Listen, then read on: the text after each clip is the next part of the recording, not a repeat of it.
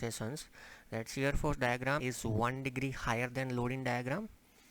So shear force diagram is 1 degree higher than the loading diagram,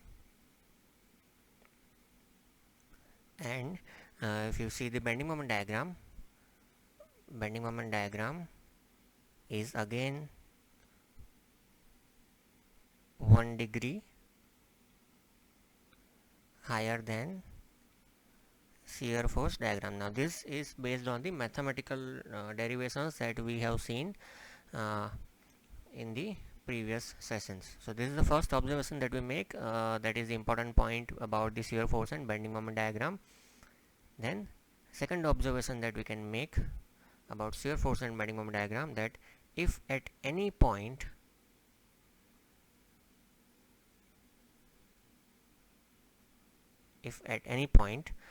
load or reaction acts,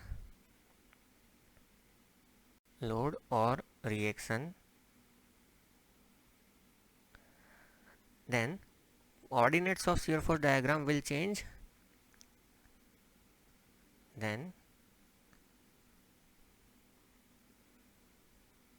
ordinates of shear force diagram will change according to the magnitude of the load.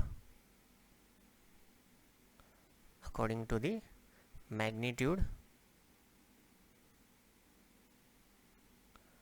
of load or reaction that is there. Third important point regarding the shear force and bending moment diagram is that if at any point concentrated moment or couple is acting, if concentrated moment or couple is acting, then coordinate of bending moment will change by the magnitude of the couple. So if the couple is acting, then the ordinates of bending moment diagram will change according to magnitude of the couple.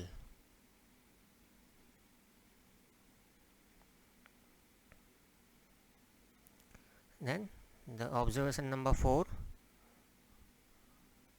is, if shear force changes sign at any section, then bending moment at that section is either maximum or minimum, but inverse is not true. So if shear force changes sign at any section, shear force changes sign at any section, then according to that bending moment diagram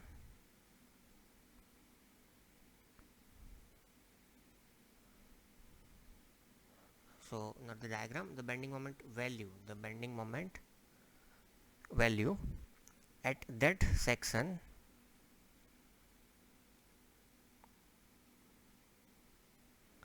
is either maximum or minimum,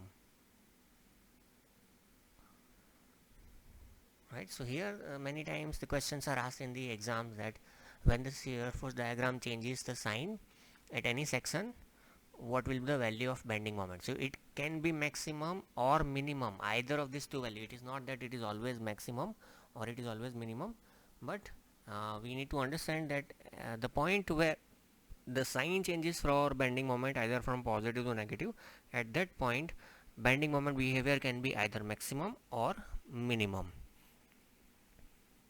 Then point number 5, if bending moment changes sign at any section,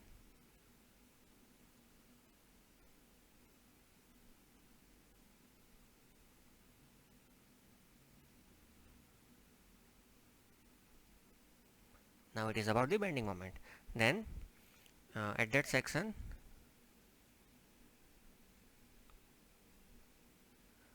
then the curvature will also change sign at that section.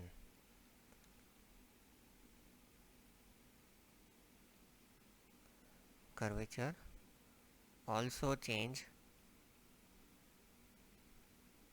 sign at that section. Now all these points we are currently just noting down. We'll see the practical examples regarding this and understand all these important points as and when this happens. So when the curvature changes sign, such point is called point of contraflexure.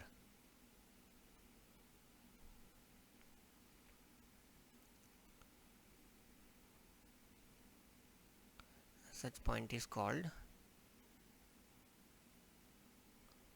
point of contraflexure. And at the same point, elastic curve will change curvature and it is called the point of inflection. And at same point, elastic curve will change curvature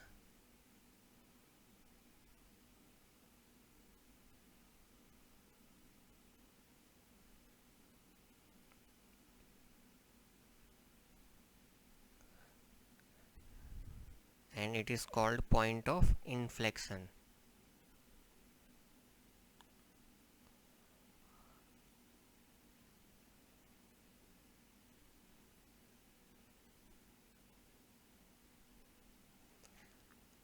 Then moving to the sixth point, the distance between two adjacent point of contraflexure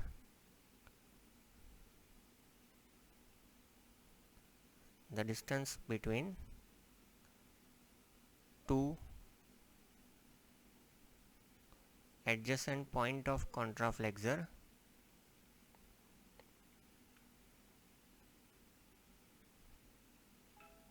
is known as focal length. It is known as focal length.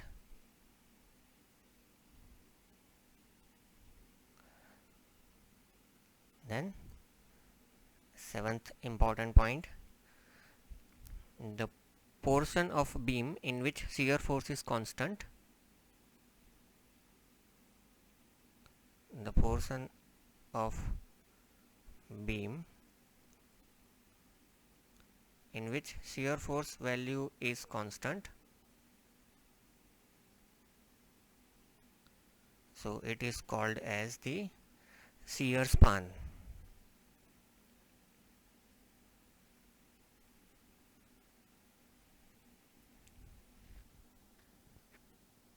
Right, so some of the important points we are observing.